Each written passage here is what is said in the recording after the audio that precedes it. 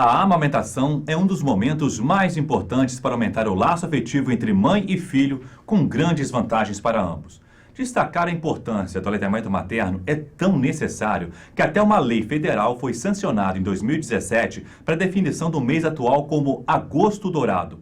A data é uma alusão à Semana Mundial de Aleitamento Materno, a SMAM, comemorada em todo o mundo entre os dias 1º e 7 de agosto. No Brasil, a Sociedade Brasileira de Pediatria promove diversas ações para reforçar a toda a população brasileira a importância da proteção, promoção e apoio ao aleitamento materno. Os benefícios da amamentação é o tema do nosso Famílias em Pauta de hoje.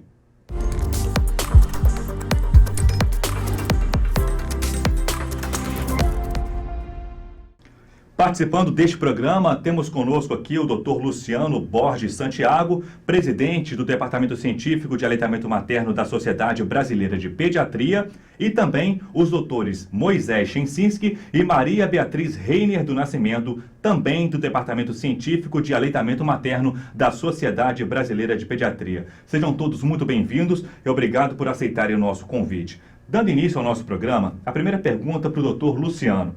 Proteger a amamentação, uma responsabilidade de todos. Esse é o tema da SMAM 2021, a Semana Mundial de Aleitamento Materno. Doutor, qual é a importância desse tema para a população em geral? Para que possamos entender melhor este tema da UABA, eu quero lembrar a todos que este ano comemoramos 40 anos do Código Internacional que controla a comercialização de substitutos do leite materno. E somos todos chamados a defender o padrão ouro de alimentação infantil, que é o aleitamento materno. Aqui no Brasil, nós temos um conjunto de leis e decretos que juntos formam a NBCAL. A principal lei da NBCAL é a Lei 11.265, que segue nessa mesma linha de proteção contra os substitutos do leite materno, proteção contra o marketing abusivo das indústrias de alimentos, protegendo o aleitamento materno sempre. Mas por que proteger tanto o aleitamento materno? Se ele é tão maravilhoso e se ele traz tantos benefícios? Porque os nossos índices ainda estão baixos. Nós temos metas a alcançar. No momento, de acordo com a última medição do ENANI, que é o Estudo Nacional de Nutrição Infantil, foi encontrado 45% de aleitamento materno exclusivo em crianças menores de 6 meses. Sendo que até o ano de 2025, a nossa meta, de acordo com a Organização Mundial de Saúde, é atingir 50%. E até 2030, 70%. Então, ainda temos muito a trabalhar, muito a correr atrás.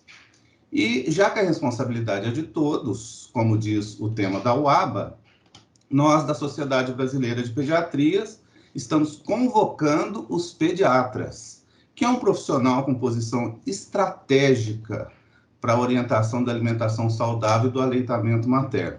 Tanto é que o nosso slogan deste ano é aleitamento materno, pediatra, faça a diferença. Vamos tentar fazer essa diferença. Com certeza, doutor Luciano. A próxima pergunta eu faço ao doutor Moisés. Qual é o papel do pediatra na promoção, proteção e apoio ao aleitamento materno? E de que forma que ele pode trabalhar isso durante as consultas junto às futuras mamães ou lactantes? A amamentação é uma questão multifatorial e, por isso, ela requer uma atividade de uma equipe multiprofissional. O pediatra vai acompanhar a díade mãe e bebê desde o pré-natal, a partir da 32ª semana de gestação, com uma consulta recomendada pela Sociedade Brasileira de Pediatria, e falando-se em aleitamento materno até o desmame natural e oportuno. É importante que ele tenha uma informação atualizada, que ele conheça bem as técnicas de manejo de aleitamento materno e que ele pratique o que é conhecido como aconselhamento, que é diferente do aconselho. Aconselhamento requer uma escuta ativa, empatia, sem julgamento. Trabalhando dessa forma, ele vai conseguir acolher de uma forma adequada a mãe, o bebê, a sua família orientando não só esses profissionais, não só essa parte da família, mas também toda a sua rede de apoio, para que possamos atingir, durante as consultas, uma informação adequada, aquela que a mãe quer saber, aquela que ela busca a informação no seu profissional de confiança. Certo, doutor, obrigado. Eu chamo agora a doutora Maria Beatriz. Doutora, em tempos de pandemia, muitas dúvidas surgem sobre a questão do aleitamento materno e a transmissibilidade do vírus. A SBP divulgou no ano passado um documento científico em que afirma que não há risco de transmissão do vírus da Covid-19 pelo leite materno. Uma mãe infectada, ela pode amamentar? E quais são os protocolos de segurança que devem ser seguidos para que ela não passe o vírus para a criança caso ela teste positivo para a Covid-19? Sem dúvida, a pandemia do novo coronavírus trouxe um grande desafio e uma das preocupações era saber se esse vírus poderia ser encontrado no leite e, através da amamentação, ser transferido ao bebê. Para causar doença, além de estar no leite, era importante que esse vírus conseguisse se multiplicar, vencer todos os sistemas de defesa dos bebês e aí atingir os órgãos. Mas, felizmente, as pesquisas mostraram que naquelas mulheres que foram expostas ou estavam doentes com a Covid-19, e cujo leite foi testado, em apenas uma pequena porcentagem delas, o material genético do vírus foi encontrado, mas ele não era infectante. E não houve nenhum relato de infecção viral nos bebês que receberam leite de mãe que tinha sido contaminada.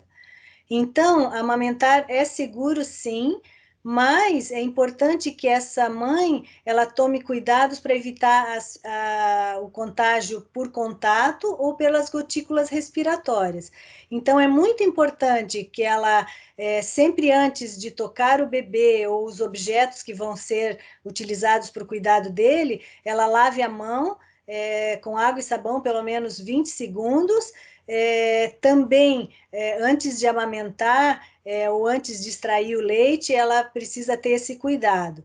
Ela tem que usar uma máscara cobrindo completamente o nariz e a boca, e essa máscara tem que ser trocada com frequência, né, e a cada mamada, ou se tiver úmida. E uma outra coisa importante é que tenha o cuidado de ter uma distância de pelo menos 1 metro entre a cama da mãe e o berço do bebê, se possível 2 metros. Então, dessa forma, mesmo em tempos de pandemia, a gente vai permitir que os bebês fiquem onde eles devam estar, sempre junto de suas mães. Perfeito, doutora, obrigado. Doutor Moisés, muitas informações falsas circulam na internet, né? São as chamadas fake news ou notícias falsas. Diante desse fato, doutor, como que os pediatras podem orientar a população em relação aos benefícios do aleitamento materno? Bom, fake news hoje em dia faz parte da cultura do país e o aleitamento materno não é uma exceção nesse caso. É sempre importante orientar as mães e a sua rede de apoio a buscar a informação, em caso de buscar essa informação nas redes sociais ou na internet, ela confirme essas informações com o pediatra. O pediatra tem, através da sua possibilidade de divulgar as informações com a Sociedade Brasileira de Pediatria, com as suas sociedades locais, a credibilidade e a atualização dessas informações de forma simples, para que as pessoas possam buscar as informações adequadas. Fake news vão continuar existindo e, infelizmente, eles acabam tirando aquela segurança da mãe em relação à sua capacidade de amamentar. Certo, doutor. A próxima pergunta eu faço novamente à doutora Maria Beatriz. Sobre a amamentação em espaços públicos, doutora, como que isso deve ser trabalhado com a população para que seja visto como um ato natural e não como uma situação de constrangimento? Então, é curioso pensar que, embora a maior parte das pessoas achem que a amamentação é a forma mais natural de alimentar a criança pequena, o amamentar em público ainda é visto como controverso. Alguns relatam que é uma situação que incomoda muito, há quem ache que ele é aceitável desde que a mulher seja discreta, e outros acreditam que, como ela é inevitável, deve ser tolerada. Mas muitas vezes as mães podem ser julgadas ou criticadas. O que as pesquisas mostram é que há grande variação entre os países e isso pode estar relacionado às taxas de amamentação nos locais. Então, por exemplo, nos Estados Unidos, onde a maior parte dos entrevistados acha que amamentar em público não é adequado, as taxas de aleitamento são baixas. Em comparação, na Suécia, apenas 8% acha que amamentar em público não é uma ação correta. Então, e o que a gente sabe é que a Suécia tem as mais altas taxas de amamentação do Ocidente.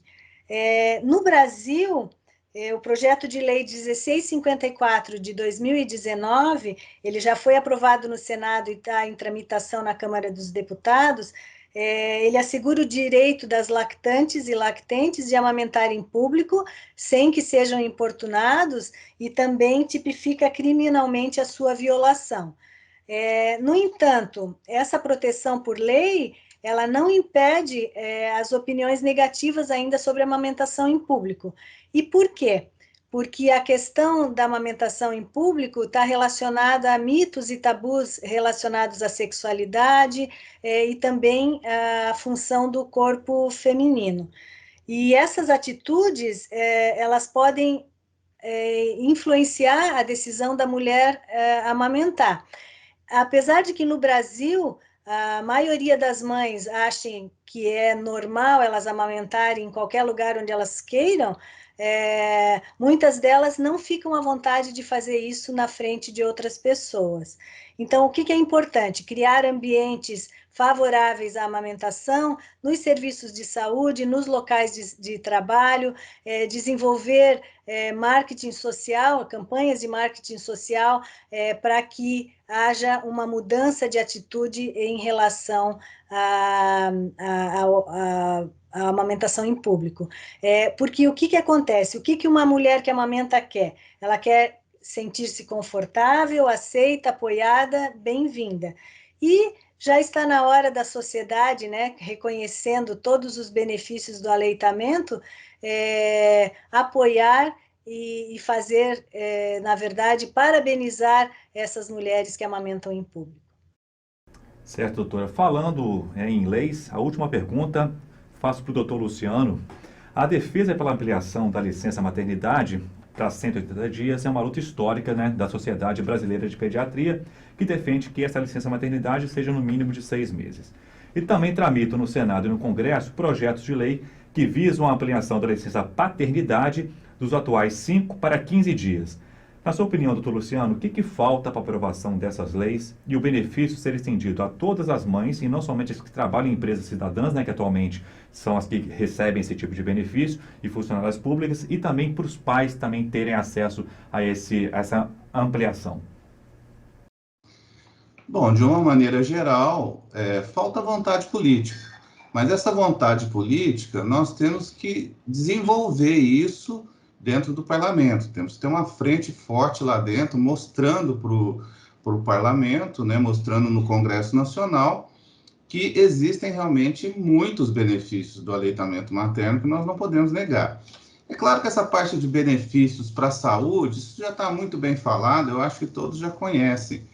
Eu acho que a gente tem que caminhar para um outro lado, mostrar benefício econômico. Quando saiu a licença 6 meses, havia uma dúvida se isso ia gerar prejuízo para a empresa. E hoje está bem definido, estudos mostraram que isso gera lucro para a empresa. Por 2 motivos. Primeiro, porque a mulher não falta, o absenteísmo cai muito.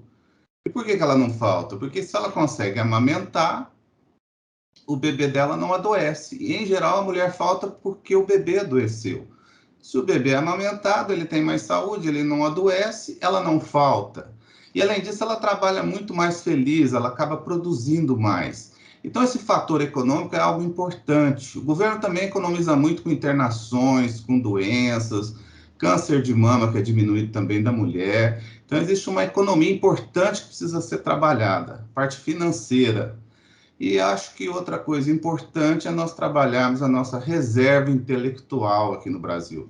O aleitamento materno hoje tem estudos fortes, por exemplo, do César Vítora, né, que foi publicado no Lancet, que mostra claramente que quanto mais tempo se amamenta, maior será o QI das crianças, isso medido em adultos aos 30 anos de idade. Então, essa reserva intelectual é algo muito importante para o país, para o desenvolvimento do país. Então, nós temos que olhar a longo prazo e realmente trabalhar melhor essas leis. Eu queria fechar dizendo o seguinte, uma frase que está no nosso e-book, lá no site da Sociedade Brasileira de Pediatria, no Agosto Dourado. Incentive o aleitamento materno e transforme a vida de uma família. Eu diria, transforme a vida do nosso país. Muito obrigado. Obrigado, senhor doutor Luciano. Também agradeço a doutora Maria Beatriz, ao doutor Moisés pela presença aqui conosco. Muito obrigado pela participação. Estamos chegando ao final de mais um Famílias em Pauta. Quero agradecer, né, a todos vocês que nos assistem. Caso tenha ficado alguma dúvida, entre em contato conosco, famíliasempauta@spp.com.br. Repetindo, famíliasempauta@spp.com.br, e os nossos especialistas que aqui estão irão esclarecer suas dúvidas. Nos vemos em nosso próximo programa. Até lá!